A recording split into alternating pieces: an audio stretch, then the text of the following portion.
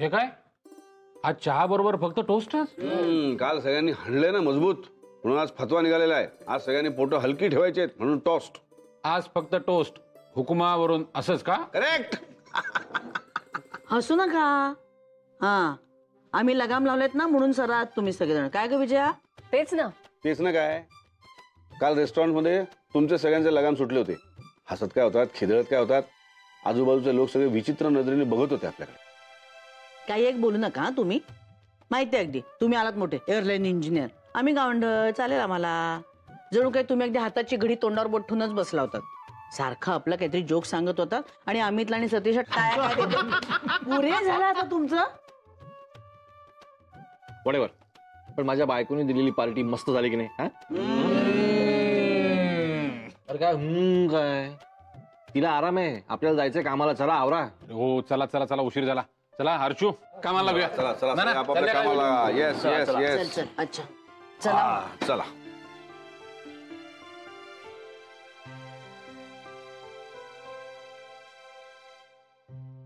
आदित्य, मला तुला. हॅलो. हो, बॅलन्स शीटचं ना, करतो मी तुम्हाला मेल. हा ठीक आहे, अय्यरला सांगतो मेल करायला. Okay okay, bye. ते अरे डबा. नाही, डबा नकोय. उशीर झालाय, निघतो मी. अरे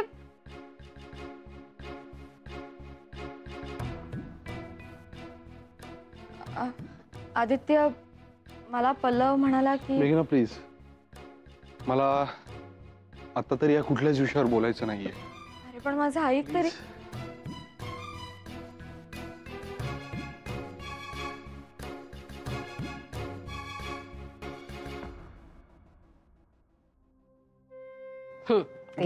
ते वा वा वा वा, काय मस्त वास येतोय कॉफीचा. अर्चू, आणि किती दिवसांनी आपण असं निवांत कॉफी घेत बसलोय नाही? बघ ना, म्हणजे खूप मस्त वाटतंय. एक्झिबिशन संपलंय त्यामुळे टेन्शन ते गेलंय. प्रॉफिट उत्तम झालेला आहे आणि कालची पार्टी सुद्धा सॉलिड झालेली आहे. मजा आली ना अर्चू? हो.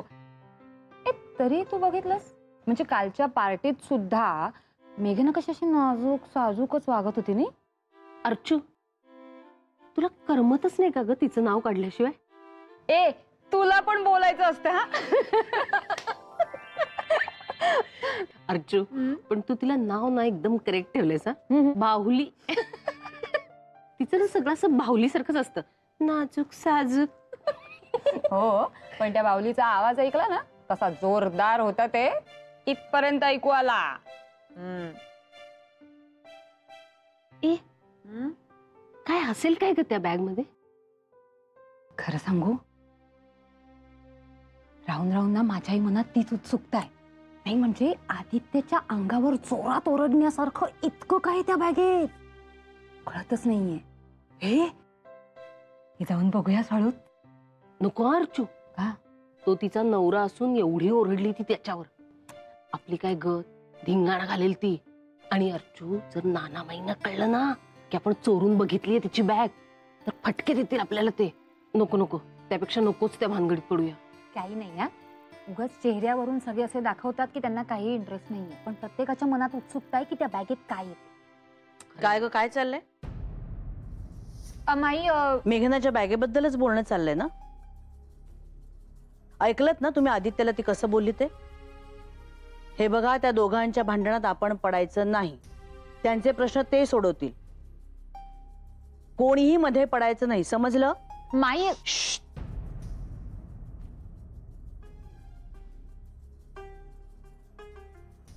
तरी मी तुला सांगत होते. जाऊ दे ग विजया.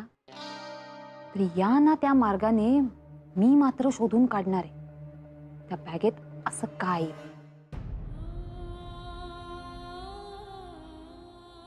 एखादा असता तर कडकडून भांडला असता माझ्याशी की मी बॅग उघडलीच नाहीये म्हणून.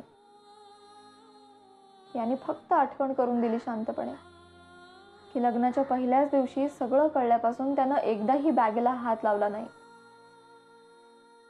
हो गॉड, कसं सांगू मी याला, बॅग पल्लवच्या हातून उघडली गेली होती म्हणून. I am really very sorry.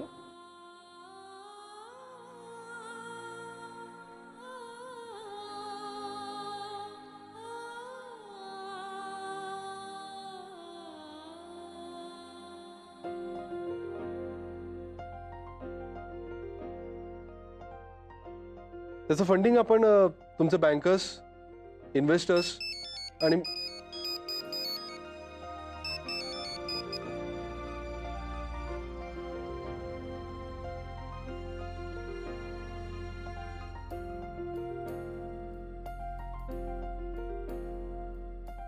या सगळ्यांना मिळून जस्ट अ मिनिट हा.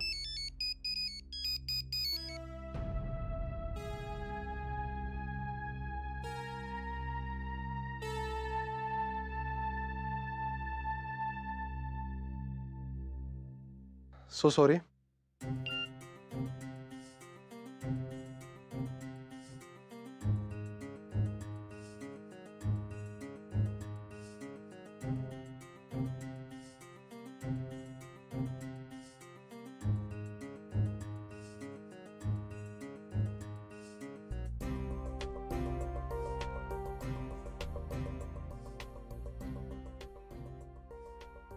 चल, माहिती आहे ना सगळं? मेघना, मेघना,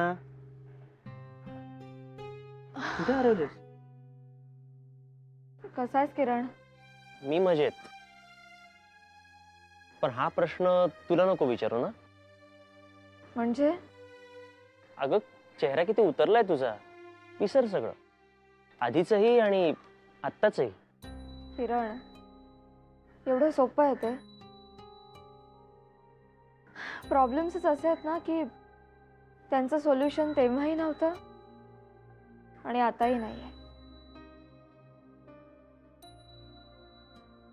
असो, माझं ओझं माझ्यापाशी.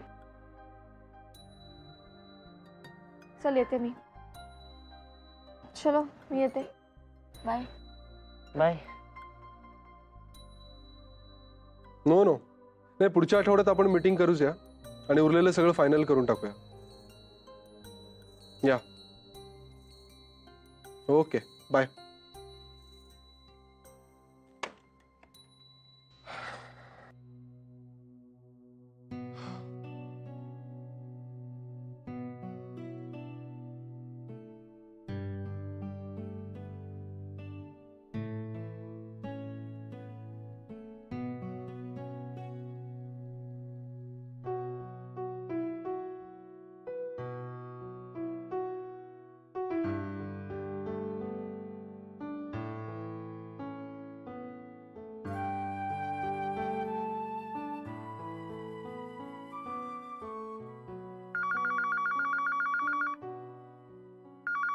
सर, कॉन्फरन्स रूम मध्ये मीटिंग करता सगळे तुमची वाट बघतायत. बरं, शेखरला सांग मीटिंग सुरू करायला. मी आलोच.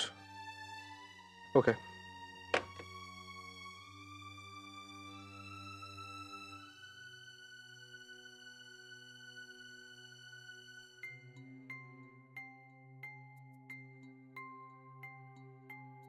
काय रे, होमवर्क काय आज?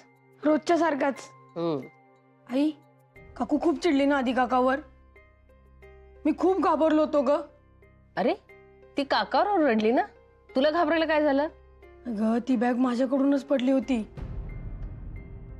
काय काय बोलतोयस पल्लव तू? हे तू कशाला गेला होतास तिकडे? अगं, मी आणि साक्षी लपंड डोक्यात नव्हतो का? हा, तर मी त्या आधी काकाच्या रूम मध्ये गेलो आणि कपाटामागे जाऊन लपलो. एवढ्यात आधी काका सुद्धा आला आणि कपाटावरती काहीतरी शोधू लागला. मी लपलो तिथे मला ती बॅग दिसली आणि उगाचच मी त्या बॅगची चेन उघडली आणि सगळं सामान खाली पडलं ग. आधी काकाला काही कळलंच नाही काय झालं. तो ते सगळं सामान आवरायला लागला. त्याने ती पेटी उचलली आणि तेवढंच काकू आली. काकू खूप रागावली ग आधी काकाला. मी खूप घाबरलो. मी तिथून पळून गेलो. त्याने त्या पेटीला हात लावला म्हणूनच काकू ओरडली. आपली काकू खूप चांगली आहे ना ग आई. पल्लव, तू एक काम कर, जा बाळा कपडे बदलून घे. हा,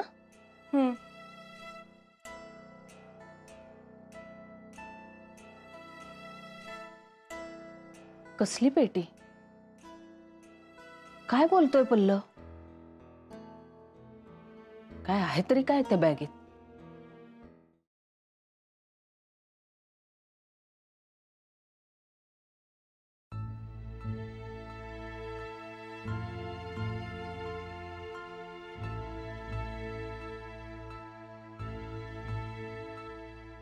बॅग शोधतेस?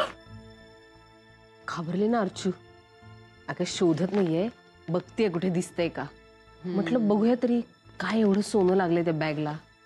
हे मला सुद्धा जाम उत्सुकता लागली. हे आपण शोधूयात. चल. ए नाही नको ग अर्चू, कोणी बघितलं ना तर वाट लागेल. कशाला काही वाट लागेल? कोणी विचारलं ना तर सांगायचं की हे बघ, मेघना आणि आदित्यचे आपल्या इस्त्रीच्या कपड्यांबरोबर मिक्स झाले होते आणि तो लॉट आपण इथे ठेवायला आलो. काय चाललंय तुम्हा दोघींचं इथे?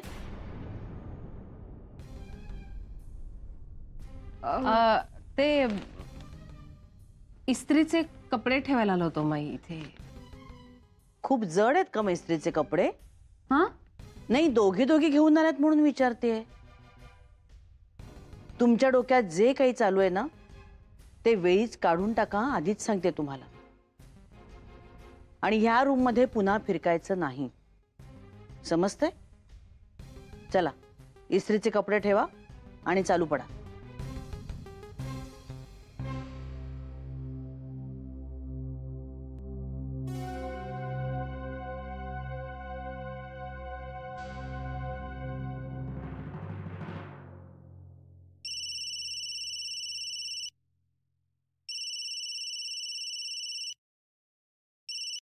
हॅलो आई. हॅलो मेघना. कशी आहेस आई? कुठून बोलतेस? कधी येत आहे परत? अगं मी बरी आहे, सापुताऱ्याहूनच बोलते आता, पण उद्या येतोय हा आम्ही. अच्छा, बरं आई, बाबांची तब्येत बरी आहे ना? अगं बरेच आहेत ते, म्हणजे आम्ही इथे यायला निघालो तेव्हाच ताप उतरलेला ना त्यांचा. अगं पण इथे आल्यापासून नवीनच उद्योग सुरू केलाय त्यांनी. नवीन उद्योग? अगं म्हणजे हे बघ, तुझा जन्म झाला ना तेव्हापासून आपल्या आयुष्यात काय काय आपण चुका केल्या, काय काय पापं केली याची यादी करत बसलेत.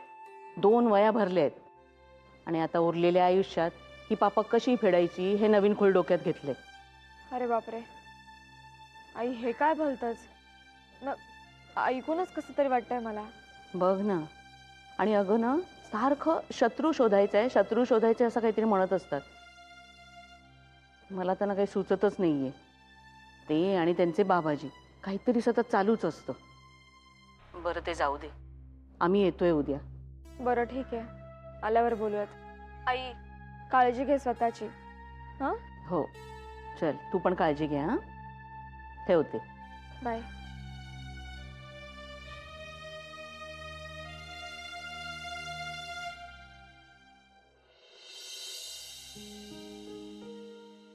मला ना आदित्यचं काही कळतच नाहीये. म्हणजे पल्लव पडला तो मेघनाने त्याच्याकडे दुर्लक्ष केलं म्हणून, हा त्यावेळी त्यानं ते सगळं स्वतःवर घेतलं. पण आता जेव्हा पल्लवचा धक्का लागून तिची बॅग पडली आणि तिच्या काय त्या सगळ्या महत्वाच्या वस्तू विखुरल्या गेल्या, तेव्हा त्यानं तिला ठणकावून बजावायला हवं होतं ना, स्पष्ट स्वच्छ शब्दात, की बाई ग, ही बॅग मी नाही पाडलेली. असं का करतोय हा? नाही. आणि एक वेळ पल्लव पडला तेव्हाच मी समजू शकते रे, की त्याला भीती वाटली असेल की घरातले सगळे तिला रागावतील, ओरडतील. पण मग आत्ता का असं करतोय हा? काय गरज आहे त्याला हे सगळं करण्याची? सिंपल आहे विजय. नवीन नवीन लग्न झालेलं असलं ना की बायकोला प्रोटेक्ट करण्यामध्ये एक पराक्रम वाटत असतो. यु नो, तिच्यावर जास्तीत जास्त इम्प्रेशन मारण्याचा प्रयत्न चालू असतो. आणि हे बरोबर आहे, त्यात गैर काही नाहीये. सगळेच असं करतात. विजया, तुला नवल वाटतंय कारण या दोन्ही घटनांमध्ये पल्लव इन्व्हॉल्व आहे आणि पल्लवची आई या रोलमधून तू त्या दोघांकडे बघतेस. एक नवीन लग्न झालेलं लवीडवी कपल म्हणून बघत नाहीयेस. अमित, पण आपलं नवीन नवीन लग्न झालं होतं तेव्हा तू नाही रे माझ्याशी कधी असा वागलास, मला इम्प्रेस करायचा प्रयत्न केलास? You are already impressed. माई, चल गे, येतो का मी? येतो काय, दूध पिऊन जा. ए, अगं उशीर झालाय. नेहमीचा तुझा उशीर असतो, पटकन पी. काय रे तुझं हे आदित्य, जरा लवकर तयार व्हावं. धापा टाकत कसले रे ऑफिस मध्ये जाता? नेहमीची धावपळ आहे त्याची, आणि उभ्या उभ्या दूध प्यायचं गटागटा. जरा सकाळी लवकर उठायला काय झालं रे तुला? माई डबा तयार आहे, तू आधी सँडविच घे पटकन, चल. सारखी ह्यांची सगळ्यांची घाई नुसती. जरा लवकर उठायचं ना मेघना. म्हणजे माझ्या मदतीला आहे असं माझं म्हणणं नाहीये बाळा, पण ब्रेकफास्ट व्यवस्थित व्हायला हवा की नाही? तुमचं म्हणजे भुजाला हात लावला की ब्रेकफास्ट करता आणि पळता. मग सॉरी नाना, उद्यापासून. आयुष्यापत घड्याळ विसरलो मी. आणतो मी, आणतो, तू दूध पी. डबा ठेवा द्या. तू पण घे रे. काय झालं? पर्स राहिली छोटी. मी आणते, तू आधी खा, तू आधी खा, दूध पी, मी आणते.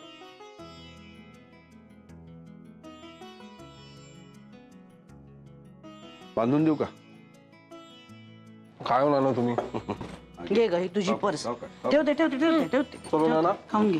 मी पळतो. जपून जा. दूध पी पटकन. नाही दूध नको माई. अगं माई मी येते.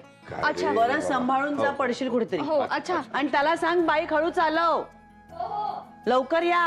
हा रोज स्वतः जातोय हे नशीब. नाही तर एखाद दिवशी म्हणेल, अरे मी घरीच राहिलो वाटतं. ते शक्य नाही त्याच्या बाबतीत. तुम्हाला काय हवं आता? चहा हवा असेल आता?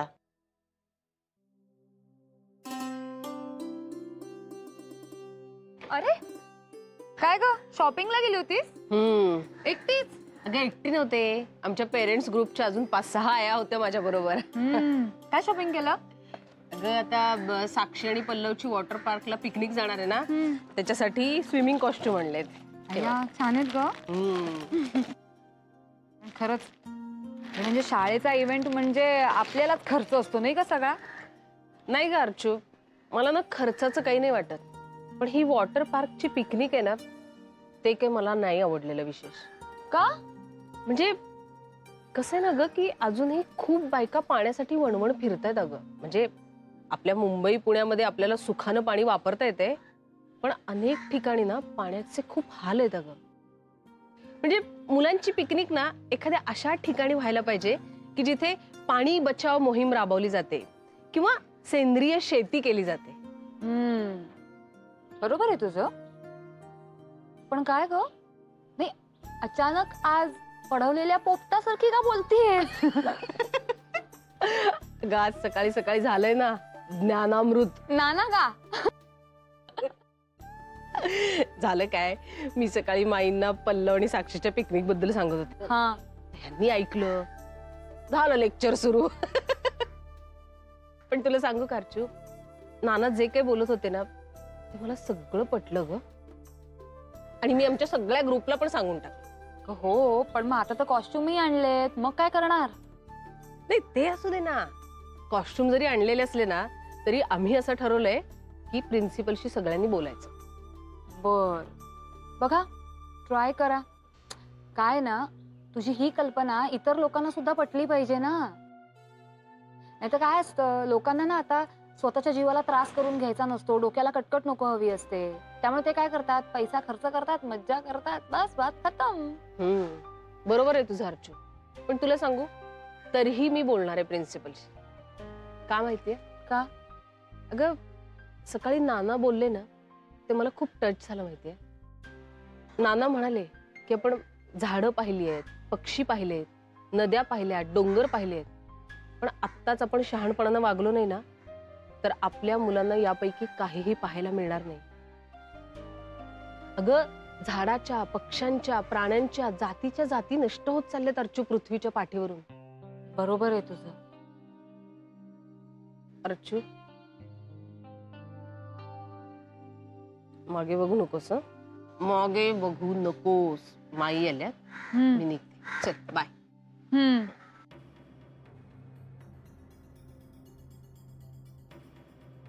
जय हो बाबाजी. बाबाजी, बाबाजी, असंच लक्ष असू द्या बाबाजी, असंच लक्ष असू द्या. आता मी घरी आलोय बाबाजी, माझी तब्येतही खूप छान आहे. तुम्ही दिलेले संकेत मला कळायला लागलेत बाबाजी, आणि तुमची आज्ञा म्हणूनच मी देसाईंच्या आता घरी जाणार आहे आणि मेघनांना आणि समस्त देसाई कुटुंबाला समजावून सांगणार आहे की मेघनांना मूल होणं किती जरुरीचं आहे ते बाबाजी. बाबाजी लक्ष असू द्या, बाबाजी लक्ष असू द्या. फक्त तिकडे गेल्यावर तुमच्या नावाचा जप नाही करणार बाबाजी. त्यांना संशय यायला नको म्हणून तुम्ही रागवू नका बाबाजी. बाबाजी लक्ष असू द्या बाबाजी. एक प्रॉब्लेम आहे बाबाजी. त्यांच्या घरातला माझा शत्रू कोण हे कसं कळणार बाबाजी? अहो हे काय बोलताय तुम्ही? तिथे कोण शत्रू असणार? अहो बाबाजींनी माझ्या स्वप्नात येऊन मला सांगितलं होतं, आठवतंय का? अहो तुमच्या स्वप्नातलं मला कसं आठवणार? बाबाजी जाऊ दे, यांना माफ करून टाका. यांच्या आयुष्यात काही होऊ शकत नाही बाबाजी. अहो तुम्हाला अहो बाबाजींनी हे मला माझ्या स्वप्नात येऊन सांगितलं, हे मी तुम्हाला सांगितलं, हे तुम्हाला आठवतंय का असं विचारतोय. हो बाबाजी, हे जन्मभर होच करणार. यांचं राहू द्या बाबाजी. देसाईंच्या घरी गेल्यावर माझा शत्रू कोण आहे हे मात्र मला कळू द्या. बरोबर त्याचे संकेत द्या बाबाजी. बाबाजी लक्ष असू द्या बाबाजी. बाबाजी लक्ष असू द्या. जय हो, जय हो बाबाजी, जय हो बाबाजी.